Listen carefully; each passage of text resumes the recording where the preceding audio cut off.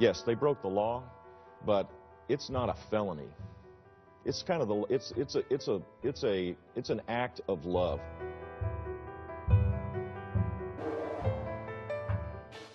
All right, ladies and gentlemen, here to talk about this and the response that was given by Bush and much, much more is Larry Kudlow, CNBC senior contributor, host of the Larry Kudlow Show on Cumulus Radio. Hello, Larry. Hey, Steve. How are you? I'm fine. All right, so before we get to you, because you're in the news, you're in the Washington Post today, and for good reason, let's talk about Trump. And what do you think of the ad that we just played here? They're talking about it as, a Dukakis Willie Horton ad, and then the response by Jeb Bush, which showed that Donald Trump, flip-flopping on various issues from his past to today.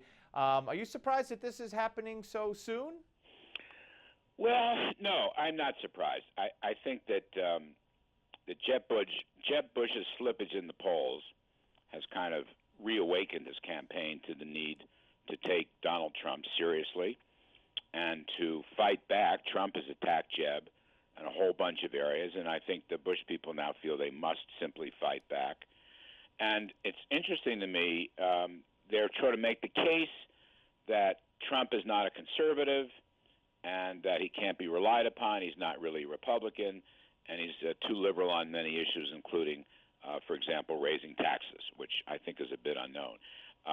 Trump has hammered Jeb up to now, and so, yeah, Jeb's got to fight back. I mean, look, the latest numbers coming out of Iowa were very poor. I think, just my 2 cents, okay, and we may be seeing Jeb next week, I think what Jeb Bush really needs... We being the Committee to Unleash Prosperity. Yes, right. I'm sorry. That's all right. Laffer and Forbes and Steve Moore and myself. Right.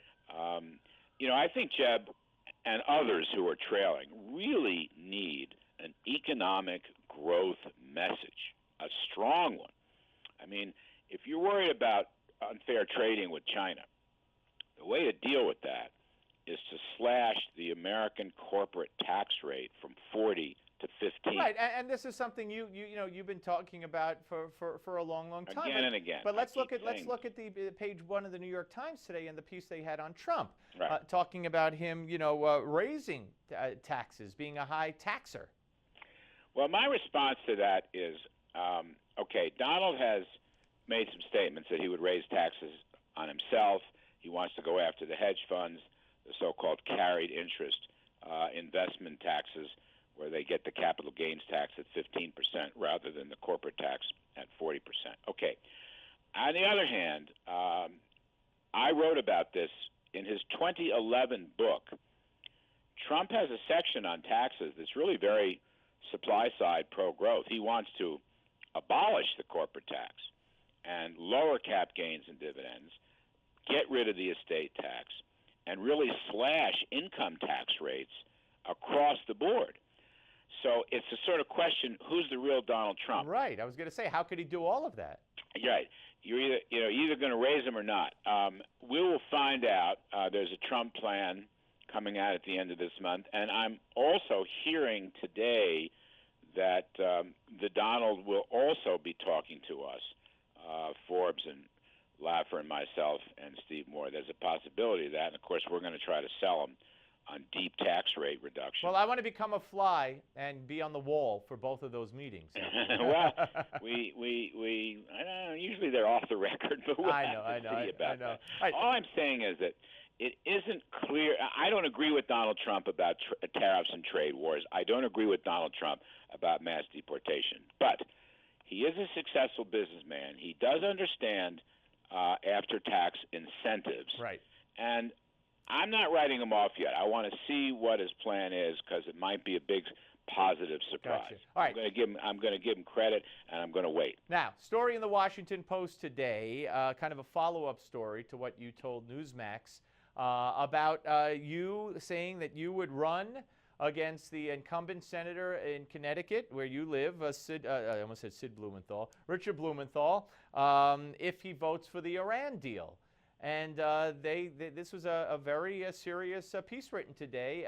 You still have any interest in running against Blumenthal? Look, my whole point here is that this Iran deal is a disaster for America, number one, okay? What the basics of this deal are, quite simply, is that by removing the economic sanctions, Iran's going to get itself about $150 billion. They are going to take that money to finance attacks on Americans and American allies. They are going to use that money to kill Americans. They're going to try to kill Israelis and use that money to kill our allies in the Mideast and the Gulf states. Make no mistake about the financial implications of this. We are handing money over to our arch enemy who wants to put us to death. That's the key issue here. And we cannot allow this, all right? I am not a politician. Steve, I've never run for anything in my life, okay? I'm an economist. I'm a broadcaster. I've been an advisor. I worked for Ronald Reagan. I've never run before. But what I'm saying is people all over the country, there has to be a kind of citizens movement to defeat Democrats who support this deal. That's my principal point. People who have never run for office before must get into the fray and beat Democrats who vote for this deal. And we've got to put the Democratic Party on notice that the stakes here are very high for them, but also for this country. This is a national security, national defense issue, Steve. That's the key part of this. And, of course, the rest of it, it's not verifiable, and Iran won't let the inspectors in, blah, blah, blah, blah. So but basically, we're giving them money to kill Americans, and I can't take that. Absolutely. All right, one more, quickly. The market, again, China, bad news. I know a couple of weeks ago, and the next day it went up 600 points. You said, don't worry. You're still in the don't worry mode? Well, I would say don't sell. I would say don't sell. There's no catastrophe, and I don't see a recession.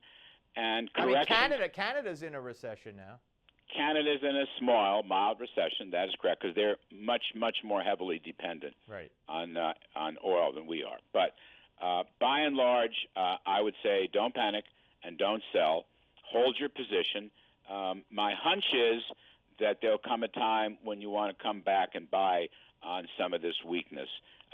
Corrections are difficult, Steve, but they're not unusual, and they may prove to be healthy. Okay. Larry, great to talk to you, sir. As always, Larry Kudlow. Up next, folks, the Malzberg panel. Lots to talk about. Don't go away.